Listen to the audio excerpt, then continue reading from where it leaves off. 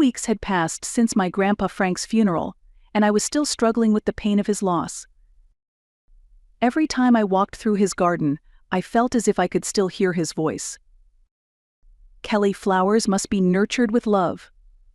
Nothing beautiful can grow without it." According to his will, I inherited his house. I was grateful to have the right to be surrounded by the memories of my late grandparents. But emotionally, I hadn't come to terms with it all. On Tuesday morning, a thick envelope arrived in my mailbox. My breath was caught when I saw the sender. James Smith Law Offices, my father's firm. With trembling hands, I opened it. Inside was a formal legal document. The bold title read, "Petition to Invalidate Will." As I read through the reasons cited, waves of anger and sorrow crashed over me. The decedent, Frank Smith, suffered severe cognitive impairment due to a stroke in March 2024 and was not of sound mind when he drafted the will in November of that year. Furthermore, evidence suggests undue influence and manipulation by his granddaughter, Kelly Smith. I collapsed onto the floor. They weren't just tarnishing Grandpa's memory, they were calling me a fraud. My phone rang. It was my mother. "Kelly," she said, her voice icy. "I assume you received the documents. This is for the sake of the family. You may not understand now, but someday you will." "Mom, Grandpa was of sound mind. That will reflect his true wishes." "No, he was confused after he had his stroke. We have medical records. It's clear you took advantage of his vulnerable state." "I never did that. He loved me, that's all."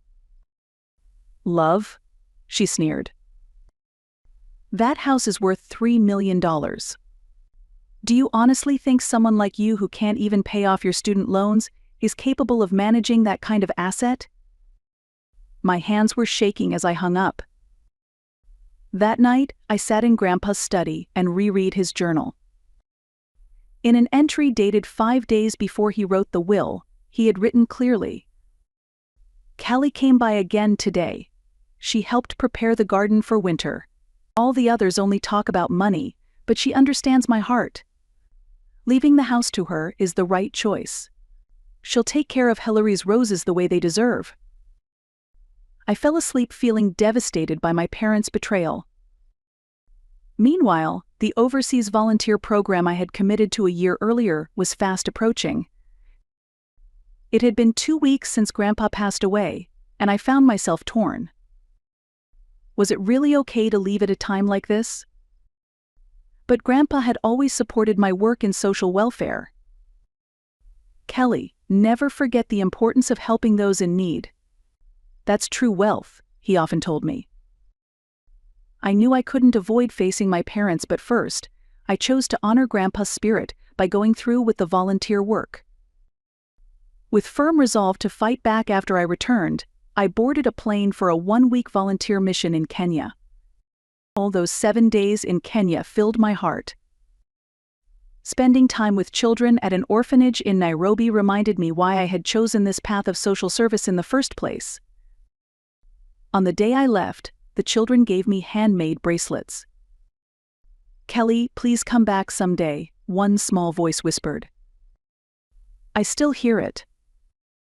When I landed at Seattle-Tacoma International Airport, it was raining. But my heart felt light. I went straight from the airport to the house I had inherited from Grandpa. I was looking forward to spending quiet time sorting my things, surrounded by his memories in that garden. And I planned to start strategizing how to confront my parents. At around 3 p.m., I arrived at 1247 Cedar Lane. Dragging my suitcase, I walked to the front door. Something felt off. The doorknob looked newer. The moment I tried to insert my key, I froze. The shape of the keyhole was different. My key didn't fit. "That's odd," I murmured, trying again. Still nothing. I headed around to the back door. There, too, a brand new padlock had been installed. I started to panic.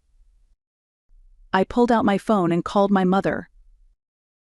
"Mom, my key doesn't work. Do you know what's going on?" After a long silence, her voice came cold as ever. "You're no longer allowed inside, Kelly." "What are you talking about? This is my house." "No, it's not. After consulting with our lawyer, it's been decided that until legal matters are resolved, your sister Nicole will manage the property. You have no right to do that." She hung up. A message arrived immediately after. "The locks have been changed. The house now belongs to Nicole. Your belongings are in the backyard." With trembling hands, I walked around to the back.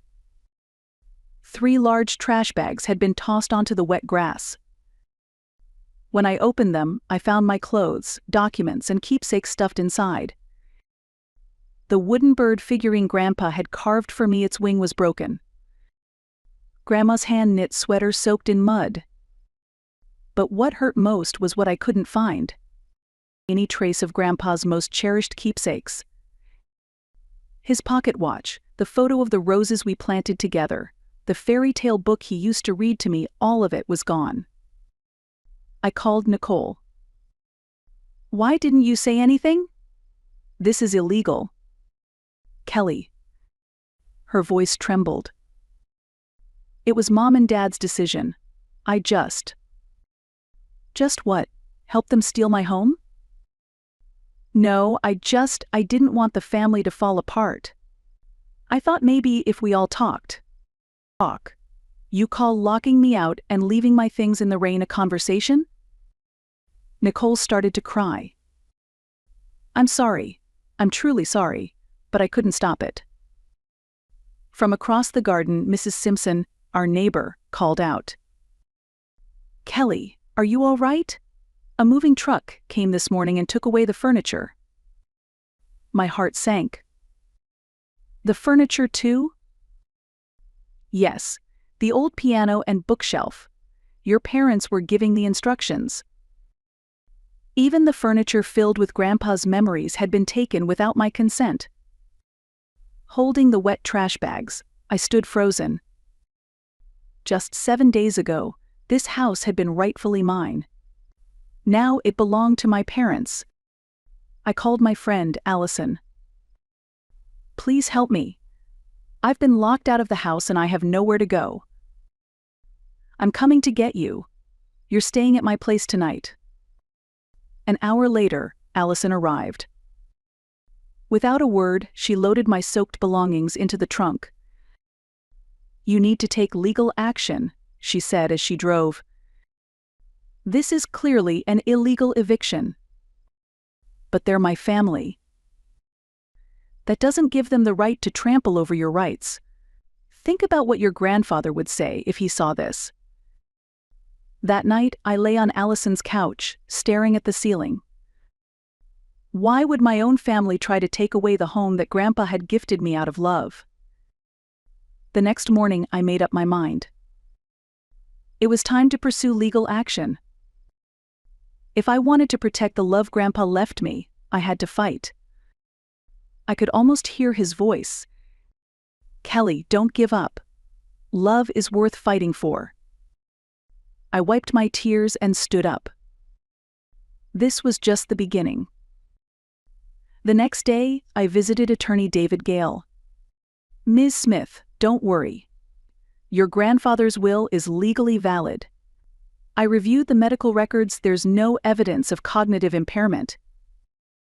But they're claiming they have doctor's reports. They're likely referring to stroke treatment records. That's completely separate from dementia or legal capacity.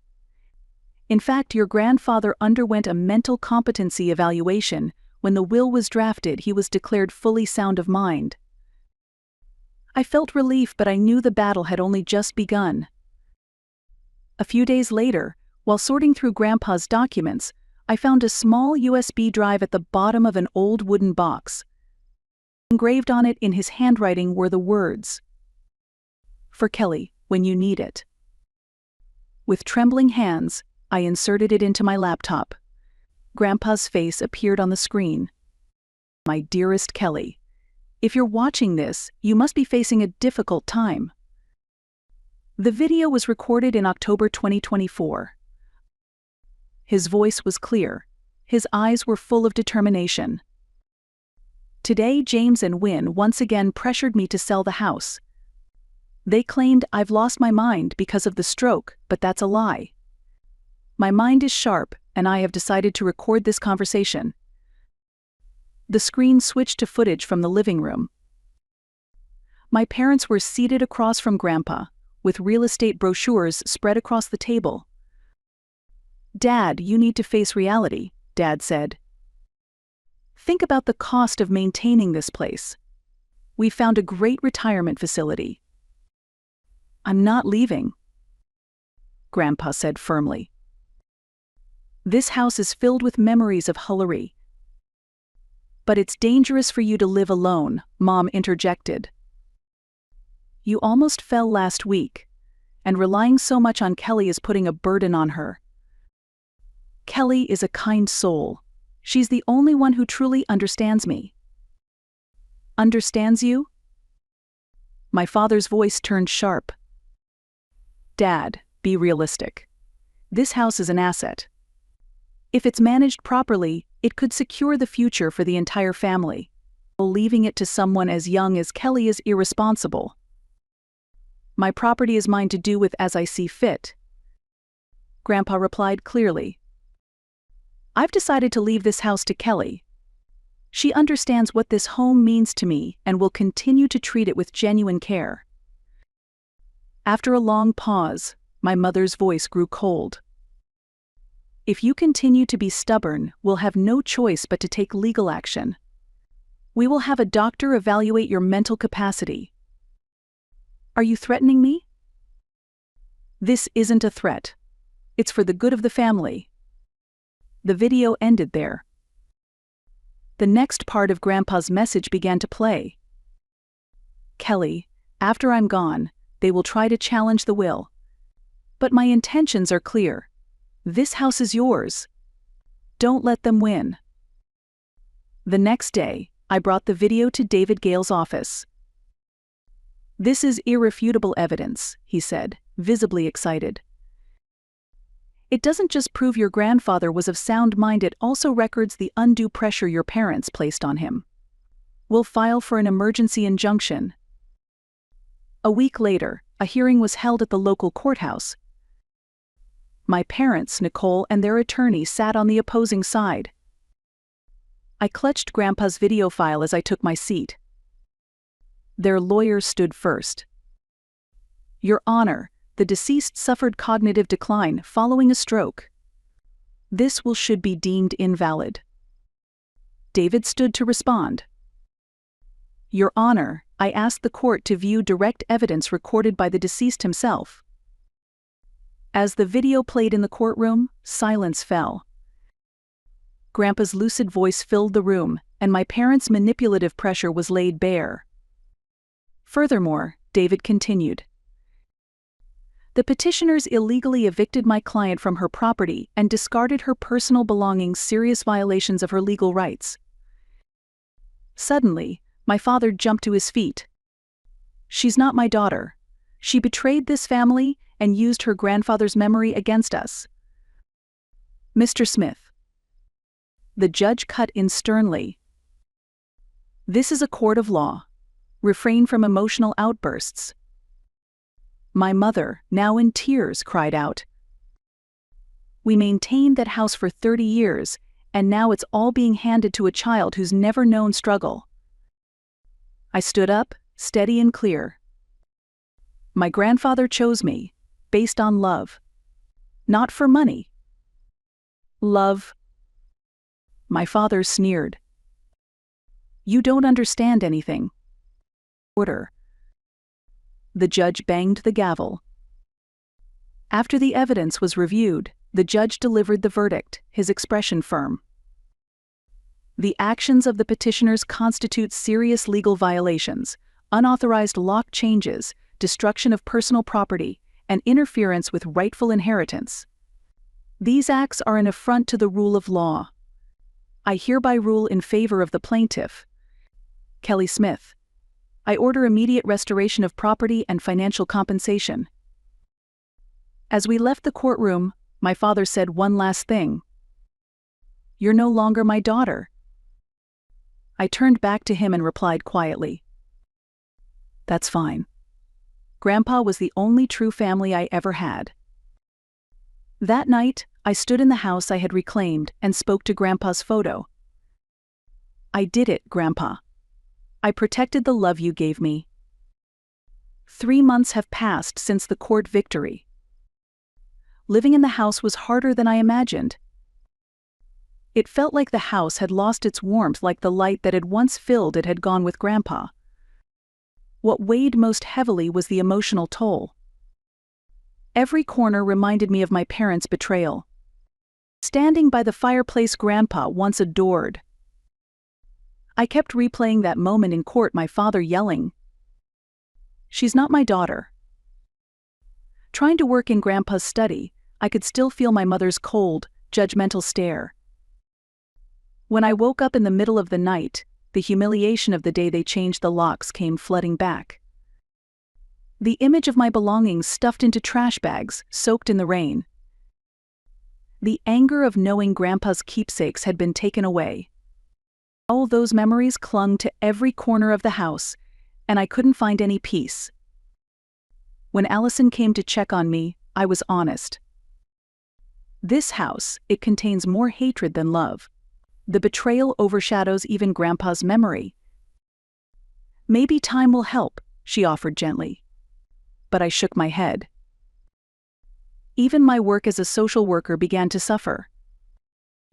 When listening to victims of domestic abuse, their stories mirrored my own. And I found myself emotionally overwhelmed.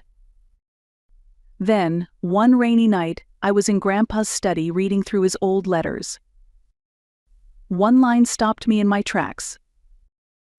The greatest gift you can give someone you love is to wish for their happiness, even if it means letting go of your own desires. At that moment, everything became clear. Grandpa hadn't just left me a house, he had left me the essence of love. And maybe, to honor that love, I needed to choose my own happiness. The next morning, I called Emily Miller, a real estate agent I trusted. Kelly, it's a beautiful property. But are you sure? Emotionally, I mean. That's exactly why. Before this house turns into a monument of resentment, I want it to become a place a new family can love. I think that's what Grandpa would have wanted too. The appraisal came back at $890,000. It was enough for me to expand my social work and bring the compassion Grandpa taught me to many more lives. That night, I wrote in my journal, "Grandpa, I'm not turning your love into money. I'm transforming it into something greater. Instead of suffering inside this house, I'll carry your lessons to a new place. And I believe that's what you truly wished for." 2 days after I made the decision to sell, something unexpected happened. My phone rang at 8 a.m. It was my mother calling for the first time since we last met at the courtroom. "Kelly."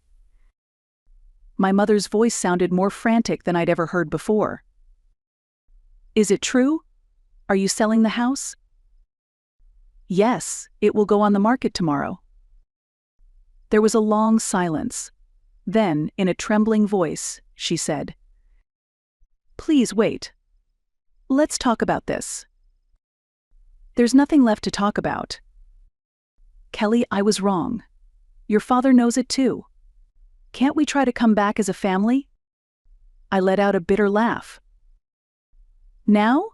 Who was it that stood in court and declared, 'She's not my daughter'?" That afternoon, my father called. "Kelly, listen to me." His voice was nothing like the controlling tone I used to hear. "We made a terrible mistake. That house belongs to you. Please reconsider selling it." "Why the sudden change?" "Because we're family. Blood is thicker than water. We can fix this. Fix this? I could feel the anger rising in me. You want to repair what you destroyed? Please, we truly regret everything. Regret? Or are you just afraid of losing $890,000? He didn't deny it. The next morning, the doorbell rang. When I opened the door, my parents were standing there. My father held a bouquet of flowers. My mother carried a homemade apple pie. "Kelly," my mother said, her voice trembling with tears. "We were wrong. We're so sorry. If you're leaving this house, I won't stop you," my father added. "But it shouldn't be sold. That's how I feel. I want us to be a family again."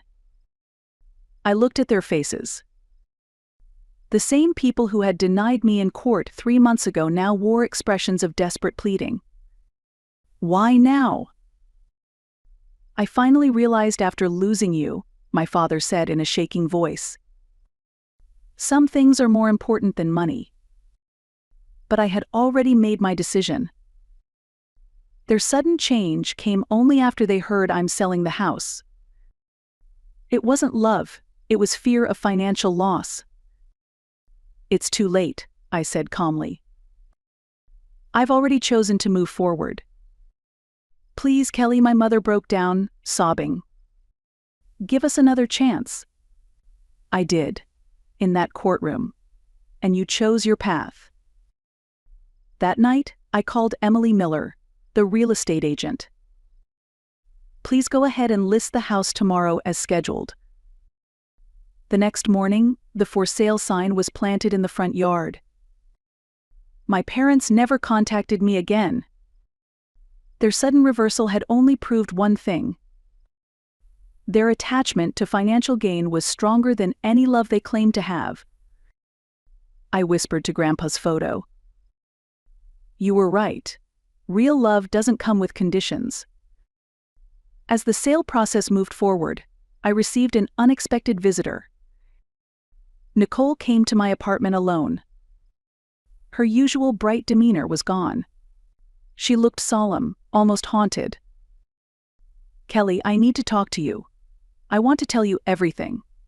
Honestly." I invited her into the living room. As I brewed tea, I watched her carefully. Her hands were shaking. Her eyes were filled with guilt. "I've been lying for a long time," she began, her voice unsteady. "I always knew Mom and Dad treated me better, that I was the favored one, and I said nothing." My hand froze. "I knew since we were kids. My birthday parties were always extravagant. Yours were simple. They paid all my college tuition. You had to take out student loans. When I wanted a car, they bought it right away. When you needed a used bike, they said it was a luxury." Tears streamed down Nicole's cheeks. "Why didn't you say anything?" I asked quietly. "I was scared of losing their love. But that wasn't real love. It was conditional. I received their love in exchange for staying silent about how they treated you." I said nothing. And with Grandpa's house, I was a coward. I knew about their plan. I could have warned you, but I didn't. I told myself I was staying neutral, but the truth is, I was protecting myself. Nicole stood up and stared out the window. "When Dad said you're not my daughter in court," I was screaming inside. "Kelly's more of a daughter than I'll ever be. You really loved Grandpa." I never helped in the garden. I never truly listened to his stories. I sank into the chair.